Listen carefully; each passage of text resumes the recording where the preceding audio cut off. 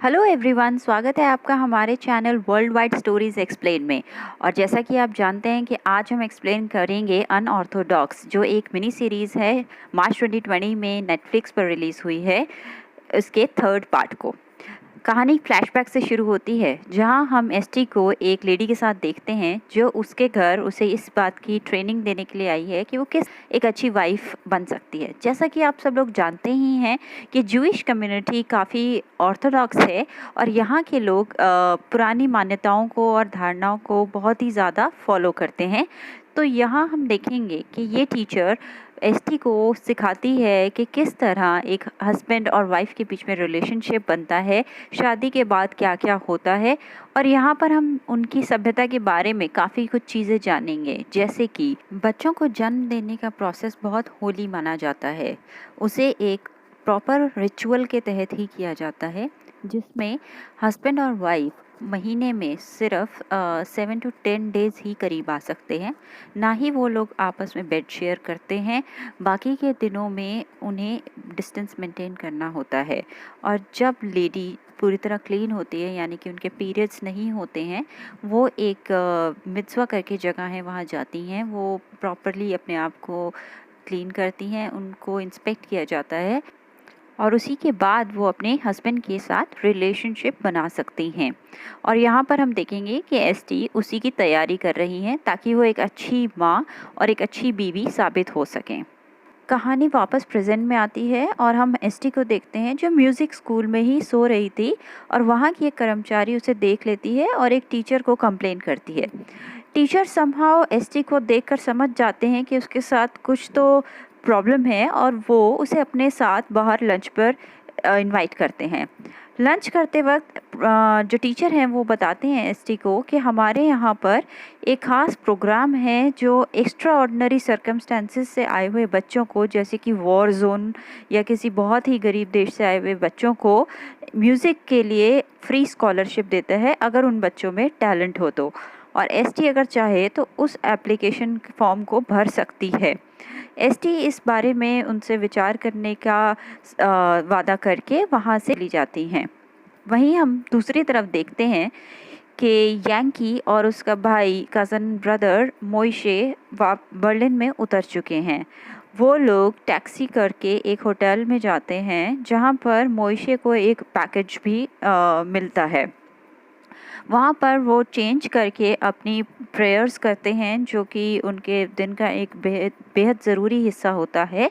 और प्रेयर्स करने के बाद वो एसटी को ढूंढने के लिए निकल जाते हैं। अगले ही दिन एसटी को हम बहुत ही जोश में उस स्कॉलरशिप को पाने के लिए शॉपिंग करते हुए देखते हैं। वो तैयार होकर ऑफिस जाती है और उस फॉर्म को भरने के लिए वहाँ की मैनेजमेंट टीम से बात करती है। हालांकि वहाँ पर जो लेडी थी वो उसे साफ साफ कह देती हैं कि इस स्कॉलरशिप को पाना बिल्कुल भी आसान काम नहीं है, उसके लिए वर्षों की मेहनत और आपके अंदर एक अलग ही तरीके का गुण चाहिए। मगर एसटी फिर भी जोश के साथ उस फॉर्म को भरती है। आगे हम देखते हैं कि मोइशे और यांकी एसटी की मदर के घर पहुंच गए हैं और वो उनको प्रेशराइज करते हैं बताने के लिए कि एसटी कहाँ है। एसटी की मदर बहुत डर जाती हैं और वो अपना दरवाज़ा बंद कर लेती हैं और वो चिल्लाकर उन्हें कहती हैं कि एसटी यहाँ पर नहीं है। उनके जाने के बाद वो और उनकी जो रूममेट होती हैं वो इस बारे में बात करती हैं कि क्या उन्हें पुलिस में इस बारे में बताना चाहिए या नहीं। वहीं दूसरी तरफ हम देखते हैं कि एसटी फॉर्म भरने के बाद क्लासरूम में आती हैं, जहाँ बच्चे म्यूज़िक की प्रैक्टिस कर रहे हैं। और वो उन्हीं दोस्तों में से जो उसे उस दिन मिले थे, उनमें से एक लड़की को ये कहते हुए भी सुनती है कि किस तरह ज्यूइश लोग जो होते हैं वो बहुत ही ज़्यादा ऑर्थोडॉक्स होते हैं और उन्हें प्रॉपर एजुकेशन भी नहीं दी जाती। यहाँ तक कि सिर्फ़ और सिर्फ लड़कों को पढ़ने और म्यूज़िक सीखने की अनुमति होती है और लड़कियाँ तो सिर्फ बेबी पैदा करने की मशीन होती हैं। इस बात से एसटी को थोड़ा बुरा लगता है और वो वहाँ पर इस चीज़ का विद्रोह करती है कि ऐसा नहीं है। एसटी को उनकी बातों का बुरा न लगे, ये देखकर उनमें से एक लड़की एसटी को अपने यहाँ शाम को डिनर पर इनवाइट करती है, जो सुनकर एसटी को बहुत अच्छा लगता है और वो खुशी खुशी वहाँ आने के लिए हाँ भर देती है। शाम को जब एसटी डिनर के लिए वहाँ पहुँचती है, लोग आपस में बहुत घुल मिल जाते हैं और बहुत सारी बातें करते हैं। वे सब लोग एसटी के साथ बहुत अच्छे से पेश आते हैं और उसके बारे में जानने की कोशिश करते हैं।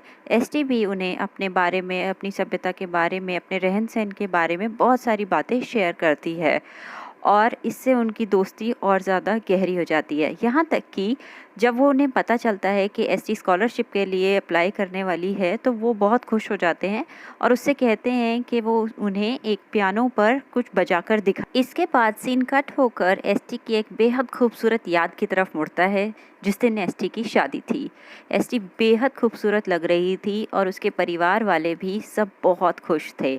यहाँ आप देखेंगे कि जूइश कम्युनिटी में शादियाँ किस तरीके से होती हैं और मैं आप लोगों से गुजारिश करूँगी कि सिर्फ इस सीन को देखने के लिए आप इस सीरीज़ को ज़रूर देखिए, क्योंकि ये आपको बिल्कुल ही अलग दुनिया में पहुंचा देगा, जहां आपको एक अलग ही कम्युनिटी की बिल्कुल अलग तरीके से होने वाली शादी पूरी तरीके से दिखाई जाएगी, जो बहुत ही खूबसूरत लगेगी। सभी बहुत खुश हैं और चारों तरफ बहुत ही रंगीन माहौल है।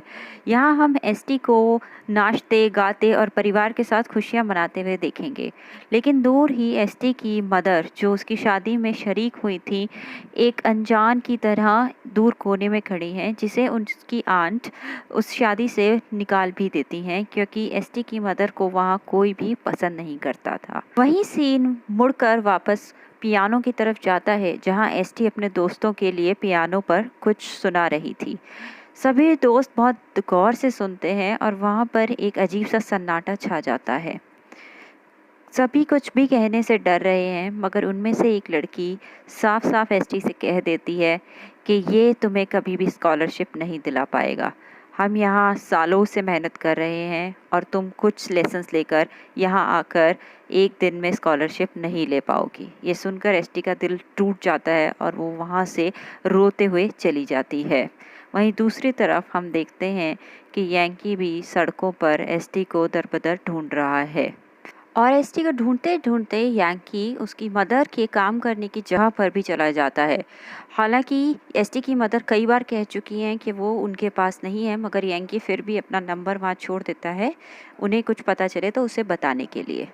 हालांकि मोइशे को इस बात पर बिल्कुल यकीन नहीं होता और अगले दिन वो यांकी से छुपकर एसटी की मदर के घर अकेले जाता है और पीछे से कुछ भी क्लूज़ पता करने की कोशिश करता है और उसे वहाँ पर वो फॉर्म मिल जाता है जो एसटी ने अपने म्यूज़िक स्कॉलरशिप के लिए भरा था, जिसका रिप्लाई उसकी मदर के एड्रेस पर आया था।